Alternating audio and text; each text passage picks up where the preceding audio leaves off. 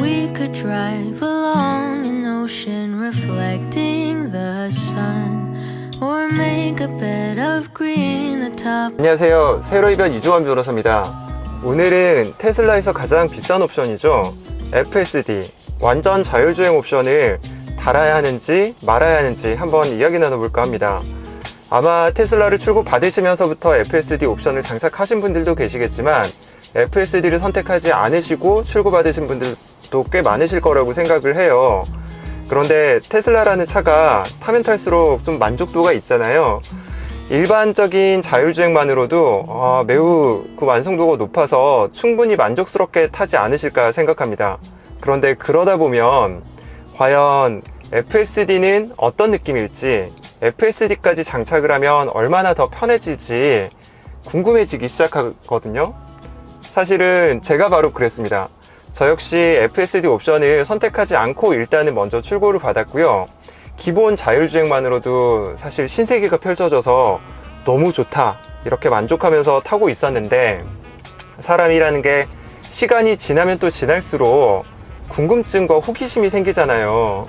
FSD 과연 이 옵션을 달면 얼마나 더 좋아질까, 이 생각에 FSD를 달고 싶다는 생각이 조금씩 생겨나고 있었습니다. 그런데 문제가 FSD 같은 경우는 금액이 비싸잖아요. 제가 구입할 때도 금액은 비쌌고요. 지금 같은 경우 홈페이지 보면은 904만 3천원 이 정도로 상당히 비싼 금액입니다. 그래서 해당 옵션이 그 값어치를 할런지에 대해서 약간은 의문이 있었고요. 너무 비싸다 보니까 그걸 구입하는 데는 명분이 필요했습니다.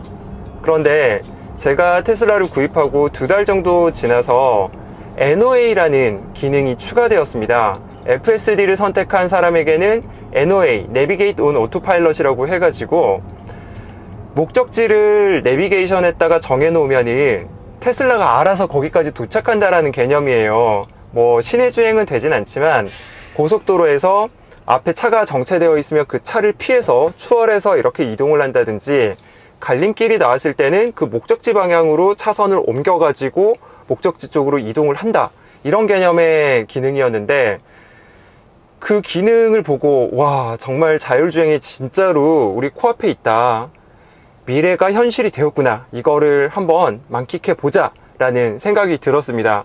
이제 거기 하나 더 추가됐던 게, 일론 머스크가 그런 말을 하더라고요.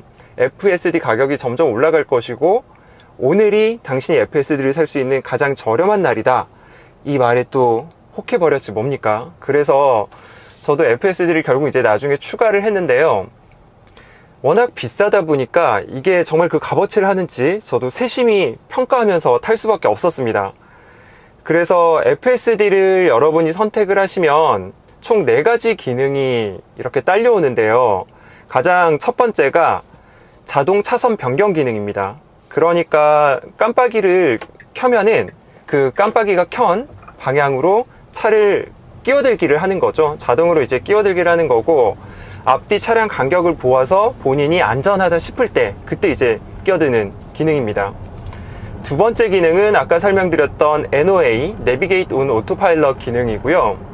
세 번째는 자동주차 기능이 있습니다. 그래서 지나가다가 자동주차를 할 수 있는 상황이 되면 그 기능이 작동을 하는 거고요. 마지막 기능은 스마트 서먼 기능입니다.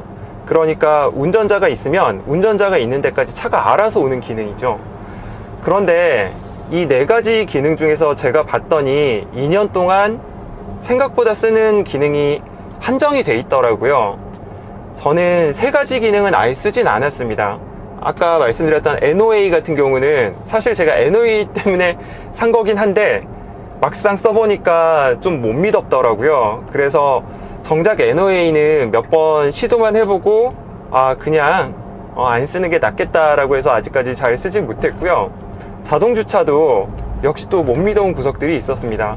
부딪힐 것 같은 느낌이랄까요? 그래서 자동주차도 거의 쓰지 않는 기능이고요. 한 번도 안 썼던 것 같아요.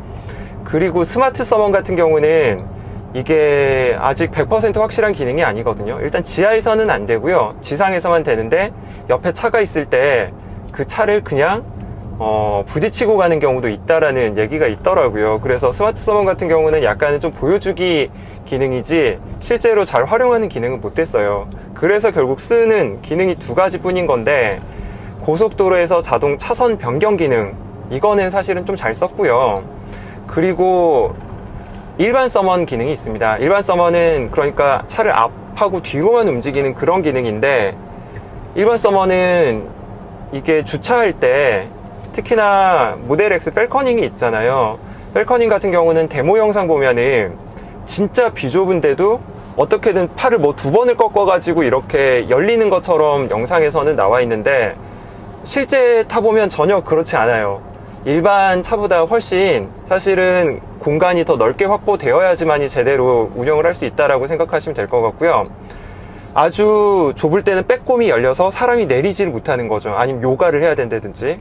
그래서 이제 그런 경우에는 일단 차를 사람이 먼저 내린 다음에 차를 이제 서먼으로 왔다 갔다 주차를 하는 경우, 이제 그런 경우가 있는데, 비율로 따져보면은 아마 자동 차선 변경이 한 90% 정도 쓰는 것 같고요. 서먼 정도가 한 10% 쓰는 것 같아요. 근데 그렇게 되면 이 두 가지 기능의 금액이 904만 3천 원이냐? 라는 생각이 들 수 있는데, 또 하나 또 고려해야 될 점이 하나가 더 있더라고요. 서먼 같은 경우는 사실 다른 회사에서도 요즘은 많이 제공하는 기능이에요. 그래서 예를 들면 현대기아 같은 경우는 명칭이 조금 달라서 스마트 주차 보조라는 이름으로 옵션을 제공을 하고 있는데, 기아차 카니발을 보니까 해당 옵션 금액이 31만 원이더라고요. 제가 알기로는 일반 서먼하고 스마트 주차 보조 기능이 거의 같은 걸로 알고 있거든요. 차를 앞뒤로 움직여주는. 근데 그 옵션 가격이 31만 원이라는 걸 고려하면, 물론 회사마다 프라이싱은 회사 마케팅 정책상 달라질 수는 있습니다. 충분히 달라질 수는 있는데, 약간 단순 계산을 하자면 서먼 빼고 자동 차선 변경 기능만 해서 이게 900만 원이라는 결론에 이르더라고요. 와, 그렇게 생각하면 이게 옵션 하나가 900만 원이라는 게 너무 비싼 거 아니냐, 이런 생각이 사실 안 들 수가 없더라고요. 그런데 테슬라에서 이렇게 어떻게 보면은 뭐 배짱? 아니면은 이렇게 좀 자신감 있게 가격을 제시할 수 있는 근거가 있습니다. 어떤 거냐면, 이 900만 원이라는 가치를 현재 지금 당장 쓸 수 있는, 당장 제공하는 기능만 볼 것이 아니고 앞으로 미래를 보라 이겁니다. FSD 기능이 점점 더 계속 업그레이드가 될 건데, 그렇게 되면은 아까 일론 머스크가 말했던 것처럼 금액이 더 올라간다는 거죠.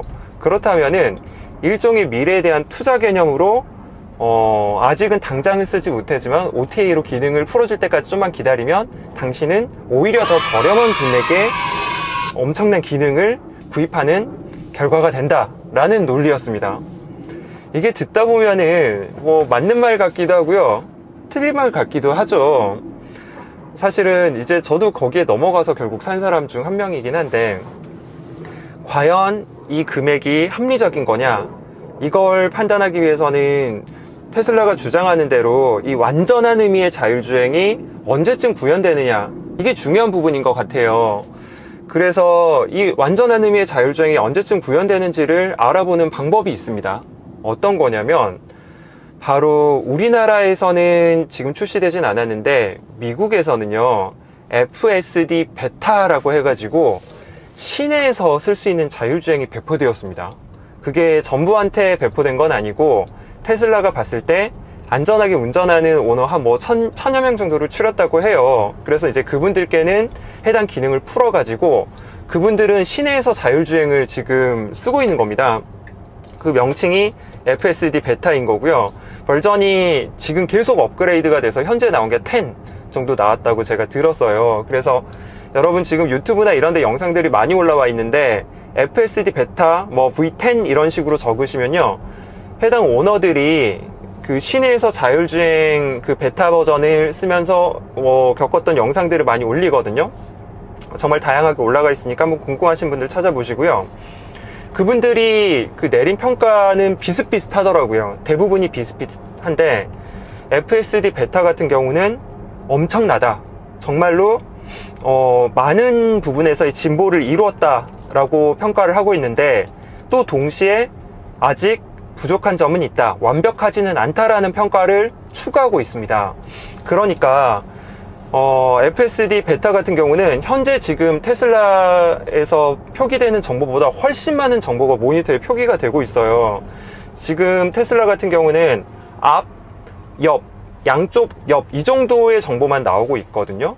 그런데 이제 FSD 베타 버전 같은 경우는 정말 더 건너편이라든지 대각선이라든지 여기 지금 뭐 사람도 물론 나오긴 하는데 훨씬 더 넓은 범위에서 그 정보를 제공을 하고 있고요. 여러 가지 선이 뭐 점선인지 실선인지 횡단보도인지 이런 점까지도 다 체크를 하더라고요.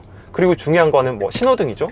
신호등하고 표지판까지도 체크를 한다는 거예요. 지금 신호등 표지판은 현재로서 우리나라에서 FSD는 인식을 못하고 있습니다. 이렇게 어마어마한 뭐 기능을 지금 자랑은 하고 있기는 한데, 예를 들면 또 부족한 부분이 있다는 거예요. 뭐 인식 못하는 경우가 한 번씩 생긴다든지, 아니면은 뭐 도로가 막혀 있어서 표지판이 다른 종류의 표지판이 서 있으면은 그 표지판은 해독하지 못한다는 겁니다. 또 사람이 자전거를 타고 있는데 그건 사람인지 자전거인지 구분을 못해서 아예 또 인식이 아예 안 돼서 사고가 나면 큰일 나겠다라는 그런 영상도 있더라고요.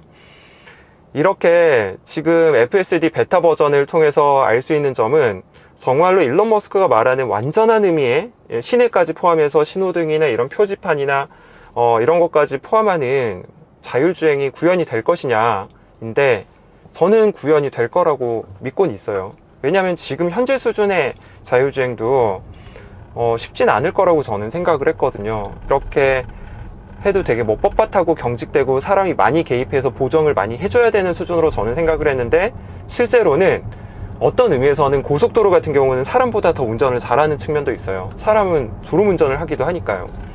그래서 완전한 의미의 자율주행도 저는 구현은 된다고 보는데, 이 점에 있어서의 고려해야 될 허들이 저는 분명히 있는 것 같습니다. 어떤 거냐면, 첫 번째로는 시간의 문제가 있는 것 같아요. 구현이 되기는 되는데 그 시간이 너무 오래 걸린다고 생각을 해볼게요. 2, 3년, 이게 짧다면 짧은 기간인데 사실 그 기술을 완성시키기에는 긴 기간은 아니거든요. 그런데 이걸 산 사람 입장에서는 2년 뒤, 3년 뒤에 쓸 물건을 지금 사는 결과가 되는 거예요. 특히나 이제 저같이 또 이미 2년 전에 산 사람 같은 경우는 4년 후, 5년 후 살 물건을 너무 일찍 산 결과가 되는 겁니다.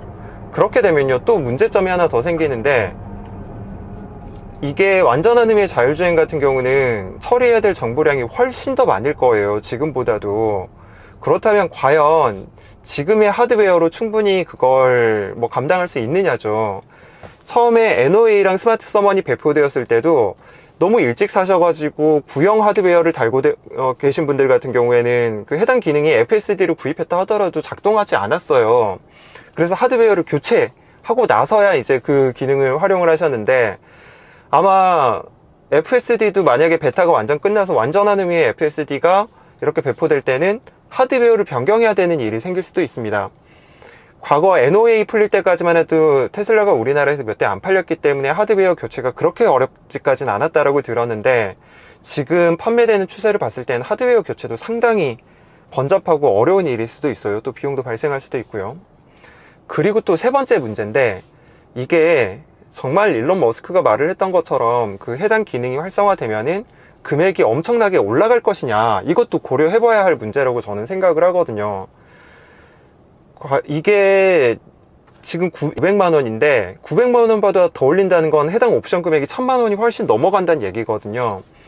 뭐 일론 머스크 말이 의미가 있으려면은 뭐 거의 1500에서 2000만 원 정도 해야지 미리 사신 분이 좀 뿌듯하다 이런 생각이 들 것 같은데, 그렇게까지 금액이 올라갈 수 있을까 하는 생각이 조금은 드는 거예요. 어떤 의미냐면, 경쟁사들도 열심히 노력을 하고 있잖아요. 물론 격차는 있다라고는 하지만 경쟁사들의 문제도 있고, 또 소비자들이 그거를 감당할 수 있는 능력이 있어야 되는데, 기능이 아무리 좋아도 너무 비싼다면은 이게 외면받을 수 있는 그런 여지도 있겠죠.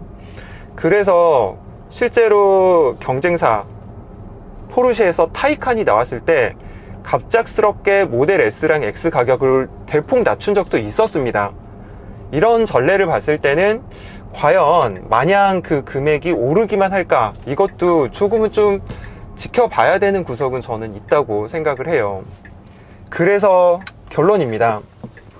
FSD 900만원 정도 주고 살만한 값어치가 있는지 없는지, 제 결론은요, 두 가지 경우를 나눠봐야 할 것 같습니다.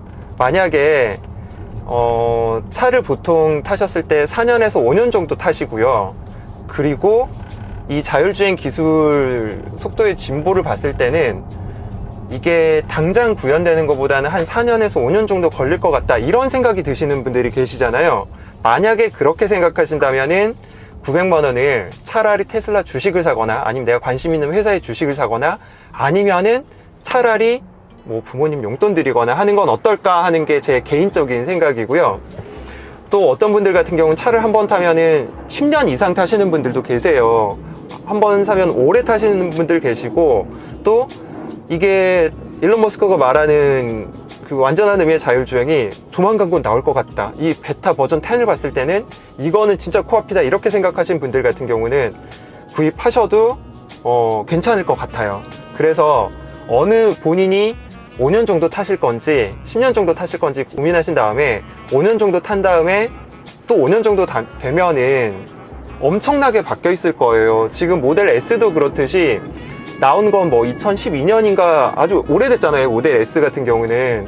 근데 모델 S가 처음에 나왔을 때랑 또 예를 들어서 5년 전 모델 S랑 지금의 모델 S는 완전히 다르거든요. 껍데기만 뭐 비쌀 뿐이지 전혀 다른 차라고 해도 무방할 정도로 계속 업그레이드를 하고 있습니다. 그래서 만약에 5년 정도 주기로 차를 바꾸는 게 더 나으시는 분들한테는 FSD를 조금만 기다리셨다가 그때 구입하시는 것도 괜찮을 것 같아요. 왜냐면 이게 자동 차선 변경 하나에 900만 원은 저는 너무 비싼 것 같아요. 네, 이게 FSD에 대한 세로이변의 의견이었고요. 오늘 영상은 여기까지입니다. 다음에는 조금 더 재밌고 유익한 영상으로 찾아올 수 있도록 노력하겠고요. 구독과 좋아요 눌러주시면 정말 큰 힘이 되더라고요. 그래서 열심히 영상 한번 만들어 보겠습니다. 감사합니다.